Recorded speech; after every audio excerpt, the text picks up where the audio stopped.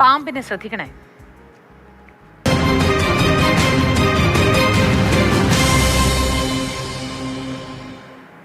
സംസ്ഥാനത്ത് ഒരാഴ്ചക്കിടെ റിപ്പോർട്ട് ചെയ്തത് 3 പാമ്പുകടി മരണങ്ങളാണ്. തൃശൂർ കോടാലി സ്വദേശിയായ ആൽജോയ്ക്കും തിരുവനന്തപുരം ചിറയൻകീഴ് സ്വദേശിയായ ദിക്ഷലിനും പിന്നാലെ കായംകുളത്ത് വീട്ടമ്മയും പാമ്പുകടിയേറ്റ് മരിച്ചു.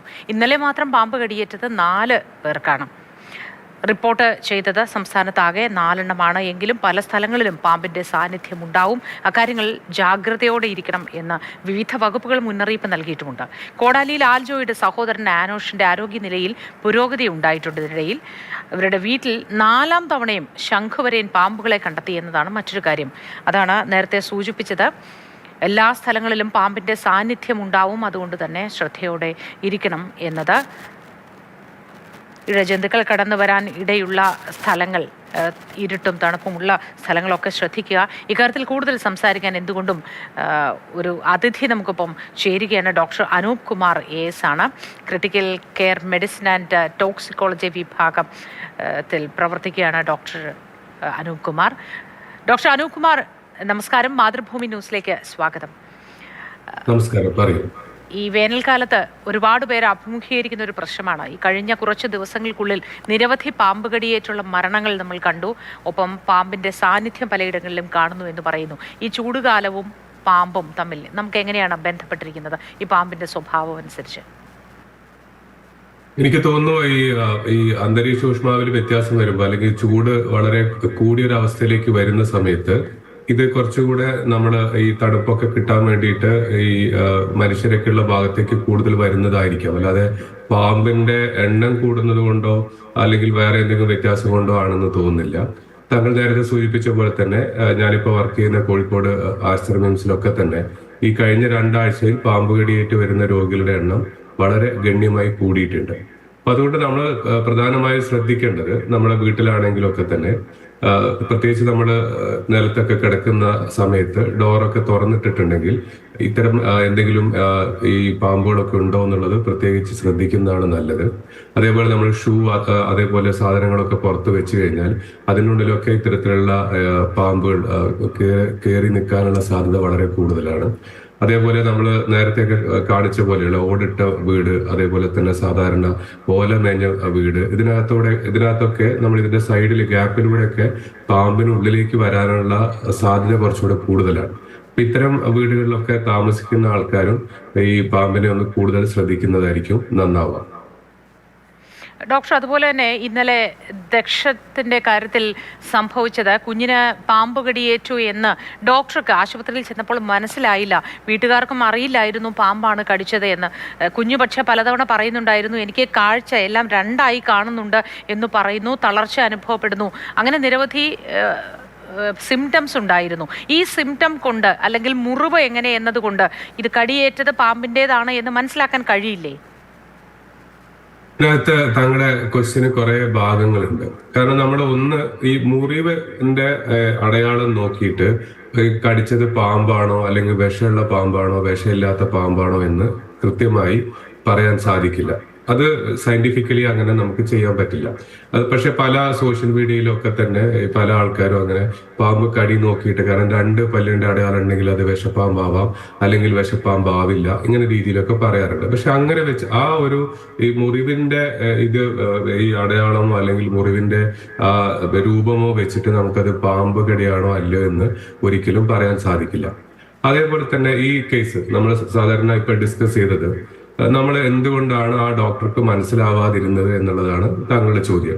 ഇതിനകത്ത് നമ്മൾ മനസ്സിലാക്കേണ്ടത്, നമുക്ക് നമ്മുടെ നാട്ടിൽ പ്രത്യേകിച്ച് വിഷപ്പാമ്പുകൾ 2 വിഭാഗത്തിൽപ്പെട്ട വിഷപ്പാമ്പുകളുണ്ട്. നമ്മൾ ഒന്നിനെ ന്യൂറോടോക്സിക് പാമ്പുകൾ എന്ന് പറയും, മറ്റേതിനെ നമ്മൾ ഹെമറ്റോടോക്സിക് എന്ന് പറയും. ന്യൂറോടോക്സിക് എന്ന് പറഞ്ഞു കഴിഞ്ഞാൽ നമ്മളെ നാഡീ വ്യവസ്ഥകളെ ഈ പാമ്പിന്റെ വിഷം ബാധിക്കുക. ആ സമയത്താണ് താങ്കൾ നേരത്തെ പറഞ്ഞ പോലെ തന്നെ കണ്ണ് ഇതേപോലെ ഉറക്കം വരുന്ന പോലെ തന്നെ ടോസിസ് എന്ന് പറയും, കണ്ണിങ്ങനെ പകുതി ഇങ്ങനെ അടഞ്ഞു പോവുക, 2ആയിട്ട് കാണാം, ശ്വാസത്തിന് ബുദ്ധിമുട്ട് അനുഭവപ്പെടുക, നമ്മുടെ ശരീരത്തിലൊക്കെ മസിലിലൊക്കെ ശക്തി കുറഞ്ഞു പോയി ശ്വാസത്തിന് ബുദ്ധിമുട്ട് വരുന്ന അവസ്ഥയിലേക്ക് പോവുക. ഇതാണ് ന്യൂറോടോക്സിക് എൻവയറമെന്റിന്റെ ഒരു കൃത്യമായ രീതിയിലുള്ള ഒരു പ്രസന്റേഷൻ. അപ്പൊ ഇവിടെ നമുക്ക് പലപ്പോഴും നമുക്ക് വരുന്നത് രണ്ട് ഭാഗങ്ങളിലും ബുദ്ധിമുട്ട് ഉണ്ടാവാറുണ്ട്. അത് കാരണം നമ്മളെ ഈ രോഗിയെ കൊണ്ടുവരുന്ന ആൾക്കാരും കൃത്യമായി നമ്മൾ ഇതേപോലെ നിലത്ത് കിടന്നതായിരുന്നു, അല്ലെങ്കിൽ ഇതേ രീതിയിലുള്ള ഒരു പ്രത്യേക ഭാഗങ്ങളിലാണ് ഉണ്ടായിരുന്നത്. അപ്പൊ ഇതേ എന്തെങ്കിലും കുട്ടി എന്തെങ്കിലും കടിച്ച മാതിരി തോന്നി, ഈ രീതിയിലൊക്കെ കാര്യങ്ങൾ ഡോക്ടറെ അടുത്ത് പറഞ്ഞു കഴിഞ്ഞാൽ ഡോക്ടർക്ക് കുറച്ചുകൂടെ ഇത് ഇന്നതാവാം എന്നുള്ള രീതിയിലേക്ക് ഒരു സംശയം വരാം. നമുക്ക് ഏതെങ്കിലും ഒരു കൃത്യമായ ഒരു ബ്ലഡ് ടെസ്റ്റ് നടത്തിയിട്ടല്ല ഇതേപോലെയുള്ള ന്യൂറോടോക്സിക് എൻവെനമേഷൻ നമ്മൾ സ്ഥിരീകരിക്കുന്നത്. രോഗി വരുന്ന സാഹചര്യം, രോഗി പറയുന്ന ആ ഹിസ്റ്ററി, ഇതിനെല്ലാം അടിസ്ഥാനപ്പെടുത്തിയിട്ടാണ് ഡോക്ടർ ഒരു ഇതായിരിക്കാം എന്ന നിഗമനത്തിലേക്ക് എത്തുന്നത്. ഇനി മറ്റൊരു കാര്യം, ഞാൻ നേരത്തെ പറഞ്ഞ പോലെ തന്നെ ന്യൂറോടോക്സിക് തന്നെ നമ്മുടെ നാട്ടിൽ രണ്ട് രീതിയിലുള്ള പാമ്പുകളുണ്ട്. ഒന്ന് നമ്മുടെ മൂർഖൻ വിഭാഗത്തിൽപ്പെട്ട ഈ കോബ്ര, ഇന്ത്യൻ കോബ്ര എന്ന് പറയല്, നാജനാജ എന്ന് പറയുന്ന കോബ്ര വിഭാഗം. രണ്ട് നമ്മൾ ക്രേറ്റ്, നമ്മളെ വെള്ളിക്കെട്ടൻ എന്നൊക്കെ പറയുന്ന പാമ്പ്. ഈ രണ്ട് പാമ്പിന്റെ വിഷമാണ് നമ്മളെ ഈ ASDയിൽ ന്യൂട്രലൈസ് ചെയ്യാൻ പറ്റുന്ന രണ്ട് പാമ്പുകൾ. ഇതിനകത്തുള്ള വ്യത്യാസം എന്താ വെച്ചാൽ, മൂർഖന്റേത് കടിച്ചു കഴിഞ്ഞാൽ ആ കടിച്ച ഭാഗത്ത് അസഹ്യമായ വേദനയും അതേപോലെ തന്നെ അവിടെ തടിച്ചു വരികയും ചെയ്യും. അപ്പൊ അതുകൊണ്ട് തന്നെ നമുക്ക് ഒരു രോഗി പെട്ടെന്ന് ഒരു കയ്യിൽ ഒരു കടിയേറ്റ പോലെയുള്ള വീക്കവും അതേപോലെ തന്നെ നേരത്തെ പറഞ്ഞ രീതിയിലുള്ള കണ്ടടഞ്ഞു പോവുക, രണ്ടായിട്ട് കാണുക, ശ്വാസത്തിന് വ്യത്യാസം വരിക, ആ സമയത്ത് ഏതൊരു ഡോക്ടർക്കും അത് പെട്ടെന്ന് തന്നെ ഡയഗ്നോസ് ചെയ്യാൻ പറ്റും ഇത് പ്രോബബ്ലി ഇതേപോലെ ഒരു ന്യൂറോടോക്സിക് എൻവെനമേഷൻ ആണെന്ന്. പക്ഷെ ഈ വെള്ളിക്കെട്ടന്റെ കാര്യത്തിൽ അല്ലെങ്കിൽ ക്രേറ്റിന്റെ കാര്യത്തിൽ പലപ്പോഴും സംഭവിക്കുന്നത് എന്താണെന്ന് വെച്ച് കഴിഞ്ഞാൽ, ഈ കടിച്ച ഭാഗത്ത് വലിയ മുറിവോ അല്ലെങ്കിൽ തടിപ്പോ വേദനയോ അനുഭവപ്പെടില്ല. പക്ഷെ ഈ രോഗിക്ക് ഇതേ രീതിയിലുള്ള ചില വ്യത്യാസങ്ങൾ പിന്നീട് ഡെവലപ്പ് ചെയ്യാം. അതേപോലെ തന്നെ ശ്വാസതടസ്സമൊക്കെ അനുഭവപ്പെടുന്ന അവസ്ഥയിലേക്ക് പോകാം. ആ സാഹചര്യത്തിൽ എല്ലാവർക്കും പെട്ടെന്ന് ഇതൊരു പാമ്പുകടിയാണ് എന്ന് തോന്നിക്കൊള്ളണമെന്നില്ല. അപ്പൊ നമുക്ക് ഇതേപോലെ എന്തെങ്കിലും ഒരു സാഹചര്യം ഉണ്ടെങ്കിലാണ് ഡോക്ടർക്ക് ഇത് പാമ്പുകടിയാണോ എന്നുള്ള ഒരു സംശയം തോന്നാനുള്ള സാധ്യത. എന്നിരുന്നാലും നമ്മൾ ഇതേപോലെ ഒരു പെട്ടെന്നുള്ള ഒരു കുട്ടി ഇതേപോലെ വയറുവേദനയായിട്ട് വരിക, അല്ലെങ്കിൽ ഇതേപോലെ കാഴ്ച രണ്ടായിട്ട് കാണുക, അതൊക്കെ ഇപ്പോഴത്തെ ഒരു സാഹചര്യത്തിൽ വരുമ്പോൾ അത് ഒരു സ്നേക്ക് ബൈറ്റ് ആണ് എന്ന് ഒരു സാധ്യത കൽപ്പിക്കേണ്ടതാണ്.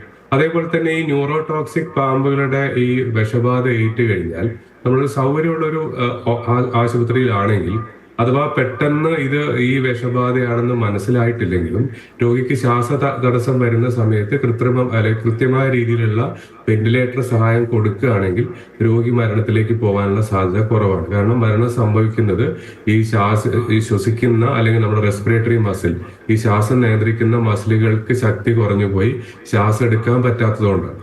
അപ്പൊ അതിനെ നമ്മൾ കൃത്രിമമായി ശ്വാസം കൊടുക്കാൻ പറ്റിക്കഴിഞ്ഞാൽ നമുക്ക് രോഗിയെ മരണത്തിൽ നിന്ന് ഒഴിവാക്കാനും, ഞാൻ നേരത്തെ പറഞ്ഞ രീതിയിലുള്ള കണ്ണ് തൂങ്ങി വരുന്നത്, നമ്മുടെ കൃഷ്ണമണിയിലുള്ള മറ്റ് വ്യത്യാസങ്ങൾ, ഇതൊക്കെ വെച്ചിട്ട് ഇതായിരിക്കാമെന്ന ഒരു സാധ്യതയിൽ നമുക്ക് ആന്റിവെനം കൊടുക്കുകയും ചെയ്യാം.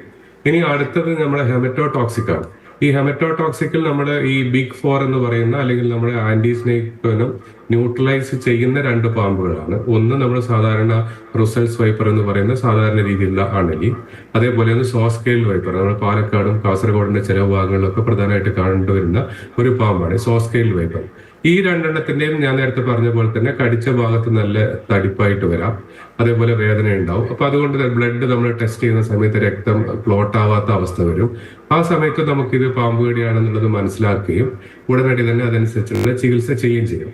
പക്ഷെ ഞാനിപ്പോ നമ്മുടെ കോഴിക്കോട്, കണ്ണൂർ ഭാഗങ്ങളിൽ കണ്ടുവരുന്നത് മറ്റൊരു പ്രശ്നമാണ്. നേരത്തെ ക്രേറ്റിനാണ് നമ്മളെ എല്ലാ ഭാഗങ്ങളും ഡിസ്കസ് ചെയ്യപ്പെടുന്നതെങ്കിലും ഈ ഭാഗങ്ങളിലൊക്കെ വരുന്ന മറ്റൊരു പ്രശ്നം, ഞാൻ നേരത്തെ പറഞ്ഞ പോലെ ആന്റി സ്നേക്ക് വെനം കൊണ്ട് ന്യൂട്രലൈസ് ചെയ്യാൻ പറ്റാത്ത അണലി ഭാഗത്തുപ്പെട്ട മറ്റൊരു പാമ്പിന്റെ വിഷബാധയായിട്ടാണ് പല രോഗികളും വരുന്നത്. ഇപ്പൊ എന്റെ ICU തന്നെ ഒരു രോഗി, കണ്ണൂർ ഭാഗത്തുള്ള ഒരു രോഗി വളരെ ഗുരുതരാവസ്ഥയിൽ തന്നെയുണ്ട്. അത് ഈ ഹംനോസ് പിറ്റ് വൈപ്പർ എന്ന് പറയുന്ന നമ്മളൊരു കുഴി അണലി, ചുരുട്ടാന്നൊക്കെ പറയുന്ന പ്രത്യേക തരത്തിലുള്ള ഒരു അണലിയാണ്. അപ്പൊ ഈ അണലിയുടെ വിഷത്തിന് നമ്മുടെ ഇന്ത്യയിലുള്ള ഈ പോളിവാലന്റ് ആന്റി സ്നേക്ക് വെനം കൊണ്ട് ന്യൂട്രലൈസ് ചെയ്യാൻ പറ്റില്ല. അതുകൊണ്ട് തന്നെ നമ്മൾ ആന്റിവെനം നമ്മൾ വേണ്ട അളവിൽ 25 വയലോ 30 വയലോ ഒക്കെ കൊടുത്ത ശേഷവും ബ്ലഡ് ക്ലോട്ട് ആവാതെ നിൽക്കുകയും അതിന്റെ കൂടെ തന്നെ ഈ വൃക്കകളുടെ പ്രവർത്തനത്തിൽ തകരാറ് വരിക, ഈ കടിച്ച ഭാഗത്ത് വളരെയധികം നീർക്കെട്ട് അനുഭവപ്പെടുക, രക്തം അലിഞ്ഞു പോകുന്ന അവസ്ഥയിലേക്ക് പോകുക, ഹീമോളിസിസ് എന്ന് പറയും. ഈ രീതിയിലുള്ളൊക്കെ വ്യത്യാസം വരുമ്പോഴാണ് നമ്മൾ ഇതേപോലെ ഈ പിറ്റ് വൈപ്പറിന്റെ എൻവെനമേഷൻ അല്ലെങ്കിൽ വിഷബാധ സംശയിക്കേണ്ടത്. ആ രീതിയിൽ ഡോക്ടർ വരുമ്പോൾ നമ്മൾ ഒന്ന് തുടക്കത്തിൽ ഞാനൊന്ന് തന്നെയാണെങ്കിൽ ഇടപെട്ടോട്ടെ. അതായത് ഇപ്പോൾ നമ്മളെ എന്തെങ്കിലും ഒന്ന് കടിച്ചതായി നമുക്ക് തോന്നുന്നു, രാത്രിയിലോ മറ്റോ ആണ്, അല്ലെങ്കിൽ കടിച്ചത് എന്ത് ജീവിയാണ് എന്ന് നമുക്ക് അറിയില്ല. ആ സാഹചര്യത്തിൽ ഈ കഴിഞ്ഞ ദിവസത്തെ ഈ മരണത്തിന്റെ സംഭവത്തിൽ തന്നെയാണ് ഞാൻ ഈ ചോദിക്കുന്നത്. ആ സാഹചര്യത്തിൽ നമ്മൾ ആശുപത്രിയിലേക്ക് പോകുന്നു. എന്താണ് നമ്മളെ കടിച്ചതെന്ന് നമുക്ക് പറഞ്ഞു കൊടുക്കാൻ കഴിയാത്തൊരവസ്ഥ, നമുക്ക് അറിയാത്തൊരവസ്ഥയുണ്ട്. കയ്യിലെ മുറിവിൽ നിന്നും ഇത് മനസ്സിലാക്കാനും കഴിയുന്നില്ല, അസ്വസ്ഥതകളും ഉണ്ട്. ആ സാഹചര്യത്തിൽ ഒരു ഡോക്ടർക്ക് മരണമുണ്ടാകാതിരിക്കാൻ ചെയ്യാവുന്ന എന്തെങ്കിലും മാർഗങ്ങളുണ്ടോ? തീർച്ചയായിട്ടും അങ്ങനത്തെ ഒരു സിറ്റുവേഷൻ വന്നു കഴിഞ്ഞാൽ ഏത് ഡോക്ടർക്കും അത് ഇതേപോലെയുള്ള പാമ്പ് കടിയാണെന്ന് മനസ്സിലാവും. പക്ഷെ നേരെ മറിച്ച് ഞാൻ പറഞ്ഞത് മറ്റൊരു സിറ്റുവേഷനാണ്. രോഗിക്ക് ഇതേപോലെ എന്തെങ്കിലും കടിയേറ്റതായിട്ടുള്ള ഒരു സംശയം വരുന്നില്ല, അല്ലെങ്കിൽ ഒരു ചെറിയ കുട്ടിയാണ്, വീട്ടുകാർക്ക് ഇങ്ങനെ ഒരു സംശയം വരുന്നില്ല. അവര് രോഗിയായിട്ട് ഹോസ്പിറ്റലിൽ വരുന്നു. ആ സമയത്ത് ഇതേ രീതിയിലുള്ള രോഗിക്ക് ചെറിയ കൺഫ്യൂഷൻ, ശ്വാസത്തിനുള്ള വ്യത്യാസം, ആ രീതിയിലുള്ള ബുദ്ധിമുട്ടുകളാണ് അനുഭവപ്പെടുന്നത്.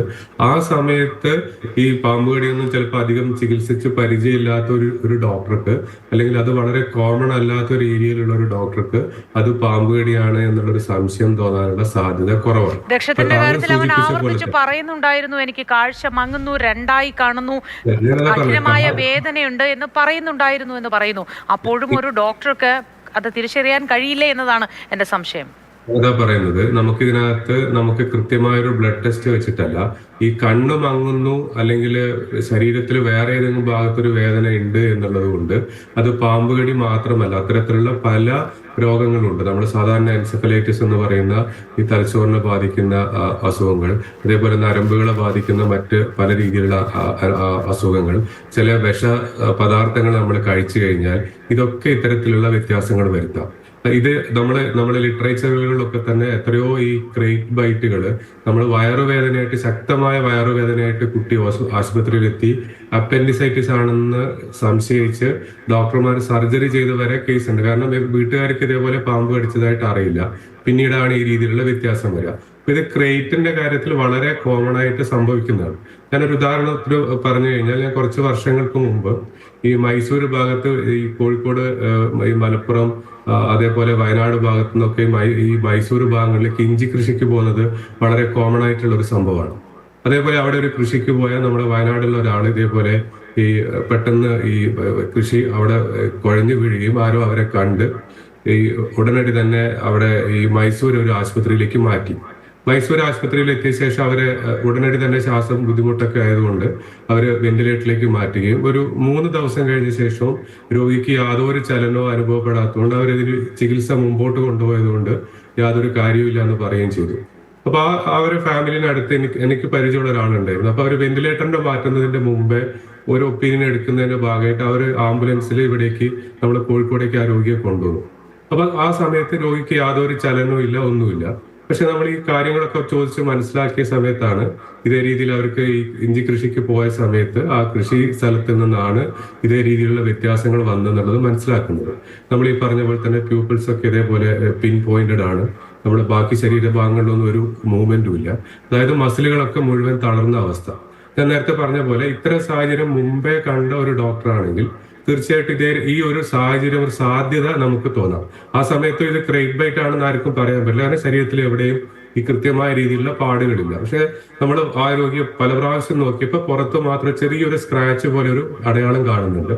അപ്പൊ അതിന്റെ പേരിൽ നമ്മൾ ഒരു സംശയം തോന്നുകയും നമ്മൾ ഈ ആന്റിവെനം നമ്മൾ എംപെറിക്കലായിട്ട് കൊടുക്കാന്ന് പറയും. കാരണം നമുക്ക് കൃത്യമായി പാമ്പ് കടിയാണോ എന്ന് അറിയില്ല. ഒരു സംശയത്തിന്റെ പേരിൽ നമ്മൾ ആന്റിവെനം കൊടുക്കുകയും അതുകൊണ്ട് പിന്നെ ഒരു 2-3 ദിവസം കൊണ്ട് ആ രോഗി കൈയും കാലും ഒക്കെ ഇളക്കാൻ തുടങ്ങുകയും പിന്നെ ഏകദേശം ഒരാഴ്ചയിലധികം വെന്റിലേറ്റർ വേണ്ടി വന്നാൽ രോഗി തിരിച്ചു വരികയും ചെയ്തിട്ടുണ്ട്. എനിക്കറിയാം, കോഴിക്കോട് ഏരിയയിൽ പ്രാക്ടീസ് ചെയ്യുന്ന പല ഡോക്ടർമാർക്കും ഇത്തരത്തിലുള്ള അനുഭവങ്ങൾ പലപ്പോഴും ഉണ്ടായിട്ടുണ്ടാവും. അപ്പൊ ഞാൻ പറഞ്ഞാൽ സൂചിപ്പിച്ചത്, നമുക്ക് കൃത്യമായി ഇത്തരത്തിലുള്ള ഈ കാഴ്ചയ്ക്ക് വ്യത്യാസം വരിക, രണ്ടായിട്ട് കാണുക, അല്ലെങ്കിൽ ശ്വാസത്തിന് ചെറിയ ബുദ്ധിമുട്ട് വരിക, വയറുവേദന വരിക, ഇത്തരം രോഗലക്ഷണങ്ങളൊക്കെ ആയിട്ട് ഒരു കുട്ടി അല്ലെങ്കിൽ പറയാൻ പറ്റാത്ത രീതിയിലേക്ക് വരുന്ന സമയത്ത്, പ്രത്യേകിച്ച് നമ്മുടെ ഈ ഒരു സാഹചര്യത്തിൽ പാമ്പ് കടി, പ്രത്യേകിച്ച് ഈ ക്രേറ്റിനുള്ള വ്യത്യാസം താങ്കൾ പറഞ്ഞ പോലെ ഈ കടിച്ച ഭാഗത്ത് വേദന ഒരിക്കലും ക്രേറ്റിന് ഉണ്ടാവില്ല. ആ കുട്ടി അധികം വയറുവേദന ആയിരിക്കും പറഞ്ഞിട്ടുണ്ടാവുക. ഈ കടിച്ച ഭാഗത്ത് വേദനയും അല്ലെങ്കിൽ കടിച്ച പോലെ ഒരു സംശയം തോന്നി നേരത്തെ പറഞ്ഞ രോഗലക്ഷണങ്ങളായിട്ട് ഒരു ഡോക്ടറെ അടുത്ത് പോയ ശേഷം അത് പാമ്പ് കടിയാണെന്ന് ഡോക്ടർക്ക് തോന്നുന്നില്ലെങ്കിൽ അത് തീർച്ചയായിട്ടും അത് വലിയ നെഗ്ലിജൻസ് ആണ്, സംഭവിക്കാൻ പാടില്ല. നേരെ മറിച്ച് അത്തരത്തിലുള്ള ഡോക്ടർ, ഞാനും അക്കാര്യം രോഗലക്ഷണങ്ങളൊന്നും തന്നെയാണ് കാണുന്നില്ല. ചോദിച്ചത്. ഒരു കുഞ്ഞിന്റെ ജീവൻ നമുക്ക് രക്ഷിക്കാൻ കഴിയുമായിരുന്നില്ലേ?